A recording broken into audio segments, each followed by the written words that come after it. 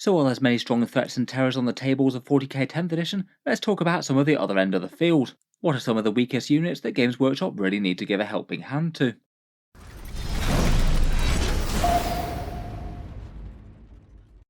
Hello and welcome back to Auspex Tactics, where today we're talking 10th edition 40k, and in this one we're going to talk through a list of 10 different units in the game that just feel very underwhelming indeed for their armies. I feel like at the moment 10th edition is an edition that doesn't really have all that much polish on it. All the data sheets have been rewritten. It has meant that we've seen some very strong stuff stomping the tournament tables, but there is the other end of the spectrum as well, and some things just have been left by the wayside. Perhaps a few of these will be helped out a little bit when Games Workshop do their next balance pass and adjust the points sometime in autumn.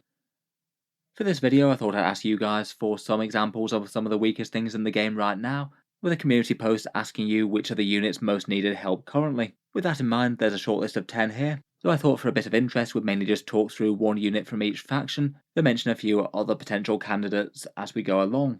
Doing it this way does mean that you'll have a few biases, though arguably it might be helpful ones to be honest. Units that are kind of considered key important units for a faction will be a lot more favoured, as opposed to maybe niche fortifications or oddball choices that not many people take anyway, and perhaps things that were very strong in the past but got considerably worse to the extent where people might not be tempted to run them so much. There'll probably be an element of a bit more representation from armies that people know and play widely, as opposed to slightly more niche factions as well. Still though, I think it's a fairly good temperature check of what's considered to be having trouble in 10th edition 40k right now. A few units with problems that could be in line for future points decreases or rules tweaks.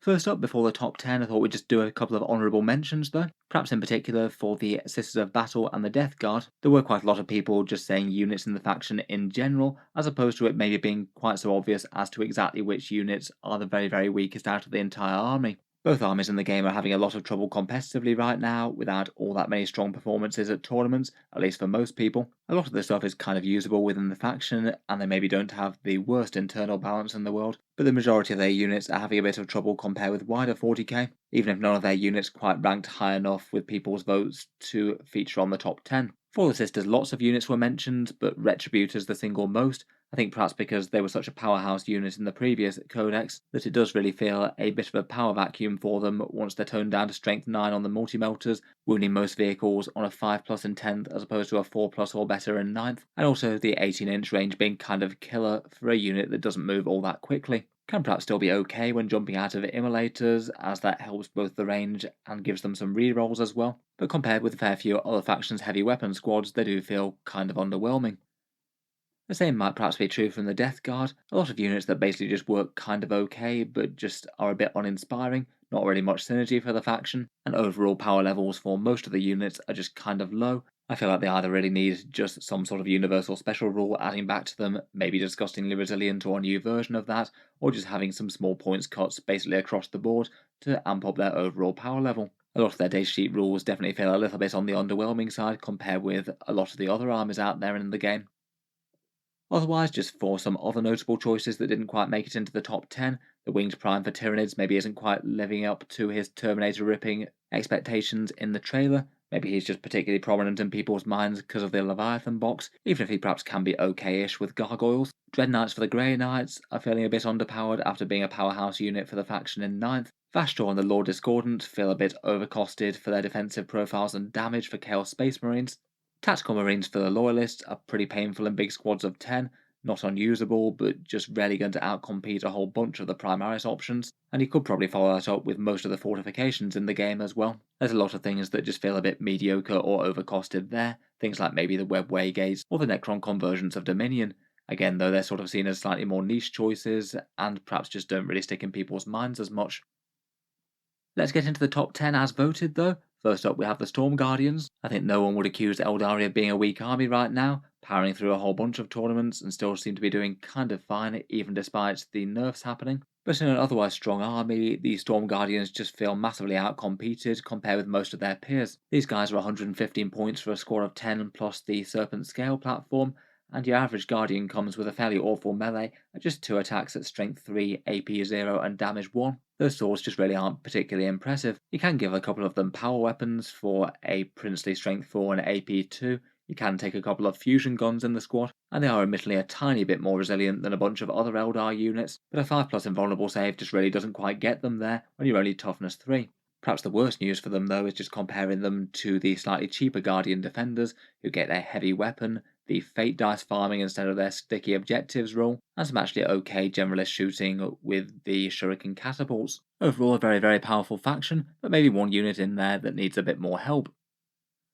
Next up, for the robot skeletons, we've got the Necron Obelisk, 325 points for a big tough block of living metal that doesn't really do all that much exciting. It's actually getting kind of impressive just how long Games Workshop seems to be trying to make this thing as one of the worst units in their codex, maybe vying with the Convergence of Dominion. It does admittedly have pretty good toughness stats at toughness 14 and a whole bunch of wounds, and I suppose it could cause at least some armies issues if it just floats up to a midfield objective to try and take it away from them, and then fires out a bunch of anti-infantry shots at anything that moves by. The Tesla orbs average around about 24 hits at strength 7, AP 0 and damage 1, and they will be a little bit better against fly targets with anti-fly 4+.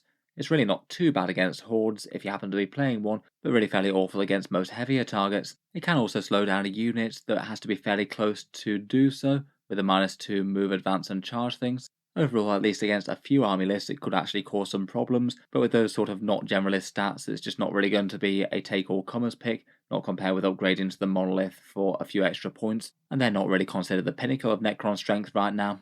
Otherwise, at least among the Necrons, probably one of the other major contenders for worst unit is perhaps the Convergence of Dominion. Kind of surprising that this has actually costed at a whopping 255 points to just slightly boost reanimation, particularly as it's not like it even really boosts reanimation particularly well. Rerolling those D3 dice doesn't really yield you all that many more warriors, nothing compared with the Canoptek Reanimator, which you could get over 2 of at that points cost. In reality, I think I'd probably rate the Convergence as lower than the Obelisk, though I guess people mentioning it less might just be because people have low expectations from fortification units.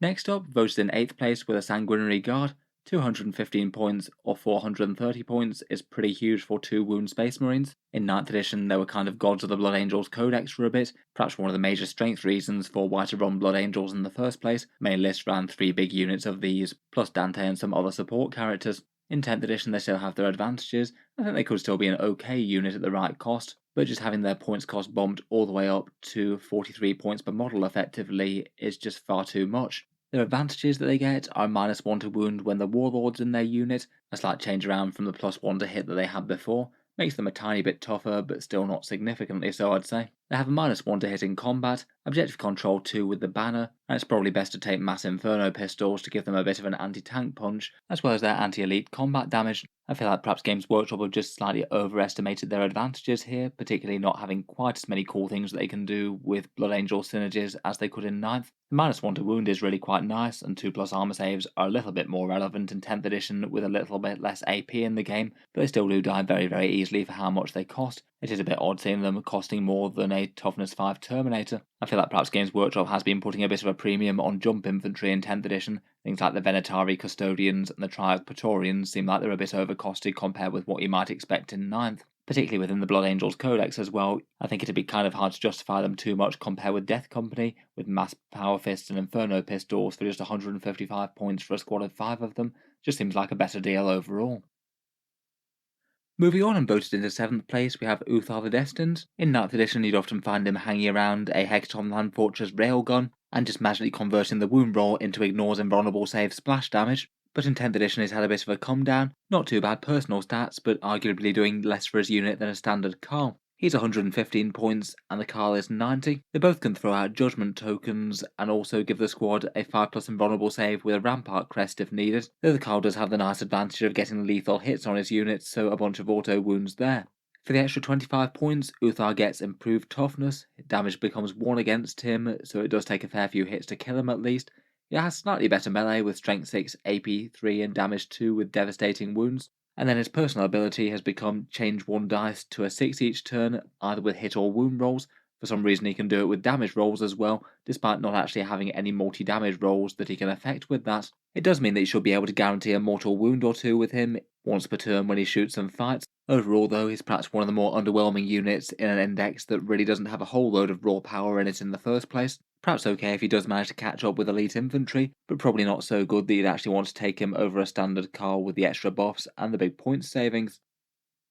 In 6th place we had Orc Tankbustas voted here, 135 points for a locked squad of 5 of these guys, so somehow going up to a massive 27 points per model. It is just kind of crazy how these guys were pointed more than, say, Desolation Marines when the indexes first dropped. They're kind of hilariously fragile, with only 6 wounds at toughness 5 and a 5+ save for that huge points cost. Their individual rocket guys aren't terrible, but you only get 3 of them in the unit, so on average you only get 1 or 2 successful wounds at a big tough vehicle at 24 inches. The other 2 are locked to taking rocket pistols, which are basically worse, and 1 gets a tank hammer, which is okay against vehicles in close combat, but none of the rest of the squad really want to be there. You can't even really afford to put them in a transport to combat how fragile they are, as they don't get their +1 to hit and wound against vehicles if you do that. Overall, they certainly feel like one of the most overcosted units in the Orc Index. I feel like you could easily drop them by around about 40 points and they still wouldn't be an auto-include.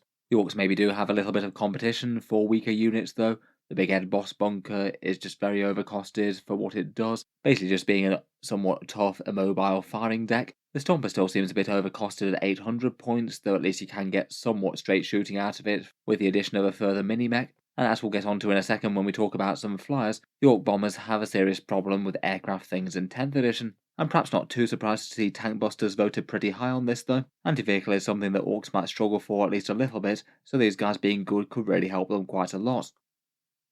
Moving onwards, in 5th place we had Wulfen voted here, 100 points for 5 of them, or 200 for 10, certainly costing a lot less, but getting a similar sort of change to things like Vanguard Veterans, getting their massively scary combat weapon profiles all toned down to a slightly sad Strength 5 AP-1 Damage 1, and the Thunderhammers even get less attacks than the Wolfen Claws and combat weapons and things, as they get 4 attacks rather than the 6 attacks to balance out with the Storm Shield. It is a bit of a role shift for the unit. I feel like when skirmishing against light to medium infantry, they're not utterly terrible. They do pack a whole bunch of attacks and they aren't really all that expensive now. But generally for Space Wolf melee units, they're not very standout. You kind of want things to at least be able to tangle somewhat successfully with big hitting things, and with Damage 1 and Strength 5 these guys just aren't going to be able to do that. Objective control of 0 is another massive disadvantage compared with picking another similar unit like say some Skyclaws, and even durability wise they may be a little bit suspect. With a 4+ invulnerable save and toughness 5 and their feel no pain, they're actually not really that bad for just 20 points per model, but perhaps in the context of the Space Marine army it's still not ideal, as most things will be saving on a 3+ or better in cover. It does mean that people are kind of incentivized to fire all of their AP0 shots the Wolfen's way, and pick up the unit a little bit easier. I think point for sheer utility they maybe aren't one of the very worst on this list, but perhaps there's just a bit of a reaction to the sheer amount of underwhelming they are compared with the absolutely savage murder machines they were in 9th edition, able to bring down the biggest threats in the game with massive violence. Moving on, and we've got the top voted entry for the AdMech in the Skitarii Rangers, along with Sister Battle and Death Guard that we mentioned earlier. The AdMech are one of the armies that are perhaps struggling the most at the start of 10th edition.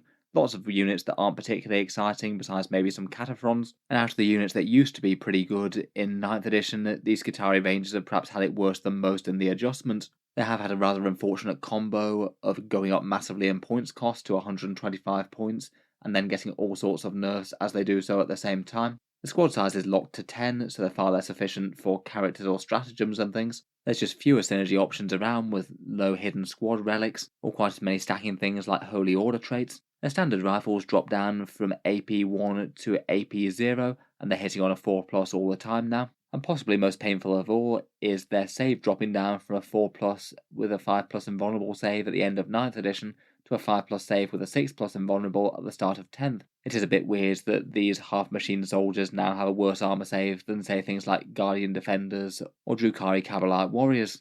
They still do have a few useful things. They've got a bunch of special weapons, scouts at 6 inches, and the objective secured rule for some sticky objectives, but these guys are nowhere near the fairly scary battle line gun line that you could use in 9th edition. A bit of a shame for AdMech players, as a unit that people have quite a lot of on average, and perhaps the most iconic models in the entire faction. There were plenty of other AdMech units mentioned as well. Castellan Robots and the Datasmith are a bit on the underwhelming side, as are Rust Stalkers and the Archaeopter Transvector in particular. Definitely an army that needs a bit of a helping hand from Games Workshop.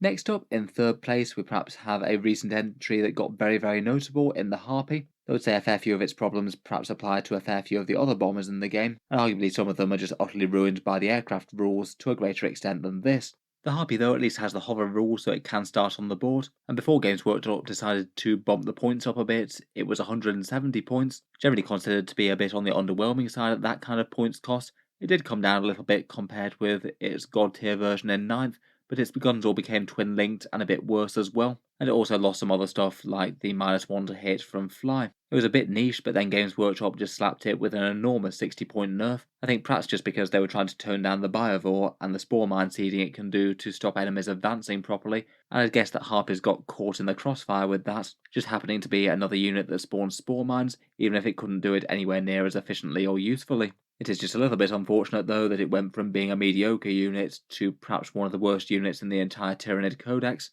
perhaps in strong competition with just Spore Mine units that are brought in with actual points as opposed to spawning them. To be honest though, I think aircraft and particularly bombers have it really quite rough in 10th edition 40k. If a significant amount of a model's value is made up by its bombing run special rule and it can't hover, it means that you're starting turn 1 off the board, you arrive on turn 2 from strategic reserve, which means that you don't get to drop your bombs there because you've not actually moved across any enemy units, and then even after that with the new flyer rules, your opponent basically knows exactly where your plane is going to have to fly next turn, so they can just casually move their units out of the way if they even care about the damage output from the bombs. Perhaps other bad examples of that are things like the Burner Bomber and Blitzer Bomber of the Orcs that don't really have any good shooting besides the bomb attacks. I feel like in general Games Workshop do want to keep flyers at least kind of niche, perhaps particularly in an edition where you can spam them quite freely. But at the moment quite a lot of the bomber aircraft type units are just pretty much unplayably bad.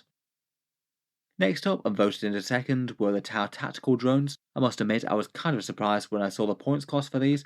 70 points for a unit of just 4 drones. They're all gun drones, just with the pulse carbines and things. You don't get any marker light capabilities on them. So it means that for your 70 points, you're basically getting 8 shots at strength 5, AP 0, and damage 1, twin linked and hitting on a 5+, unless you decide to guide the unit with another unit, which realistically you're pretty much never going to. It's just kind of surprising that they're just so utterly awful for damage and defense. Even the toughness of a drone got toned down to toughness 3 and a 4+ save, and they can't even do anything interesting like savior protocols as they could in 9th. I guess in general cheap deep striking units are pretty interesting in 10th edition for doing actions and things, or secondary objectives, so I guess if they had been pointed kind of appropriately for their damage and defense with their small units, they could have actually been kind of good. It is just a bit funny comparing these to just about anything else in Warhammer 40k though. Say for example a Piranha that comes with some pretty nasty anti-tank missiles, plus a burst cannon plus 2 gun drones built in. That's only 55 points when this squad is 70. Otherwise mentioned for the Tau with the Riptide struggling with the new datasheet in 10th, and Kroot units in general just feel a little bit overcosted for what they do, losing some of the advantages that they had in 9th edition, but not really seeing any benefits in terms of points cost either. Finally last, and I guess arguably least, at least as voted by you guys, are the Drukhari Wyches. Admittedly maybe not as standout bad as certain units like the tactical drones, but I guess a far more key unit for the faction, and perhaps particularly painful to have as being very underwhelming. These girls are 110 points for a locked squad size of 10. That in itself is a bit of a disadvantage, given that they often tended to be run in 5s a lot of the time. Quite handy fast objective skirmishers that could do some work against enemy infantry if needed. They're also going to be a bit harder to get into combat as well. They lost advance and charge innately and instead need to pay for it for a command point now. That's not undoable, but you're not going to get tiny units doing that very often. Command points just tend to be a bit more stretched in 10th edition in general. Their base melee is strength 3, AP 1 and damage 1 with 3 attacks, at least fairly tame for a dedicated combat unit. You can get sustained hits on it with a succubus and a few slightly higher power attacks, but when you're wounding Space Marines on a 5+ and toughness 6 or more on a 6, you're really going to have trouble with quite a lot of units in Warhammer 40k. The defense is again a bit skewed.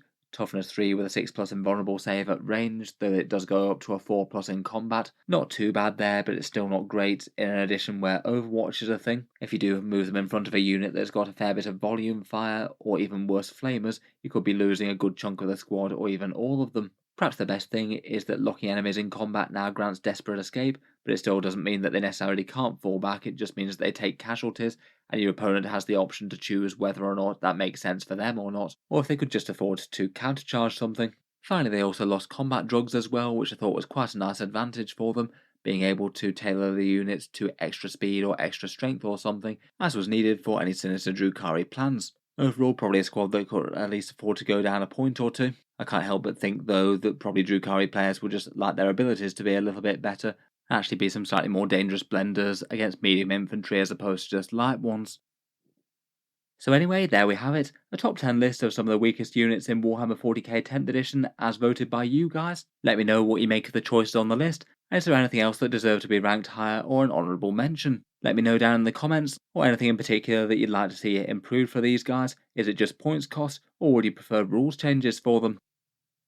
If you've enjoyed the video, then feel free to subscribe to Auspex Tactics, where I'll certainly keep the regular 40k videos coming. I do tend to post new ones just about every day. Finally, if you have been enjoying all the videos on the channel, I would just like to mention that Auspex Tactics does have a Patreon page as well, and you can find that linked in the video description if you'd like to help support. Channel patrons do get a fair few advantages, seeing certain videos early, regular votes to see what sort of things happen next on the channel, and automatic entry into the regular prize giveaways with a chance to win some big model kits each month. If any of that sounds good to you, or you'd just like to help support, the link is down in the video description. In any case, a massive thank you for listening, and I'll hope to see you guys next time.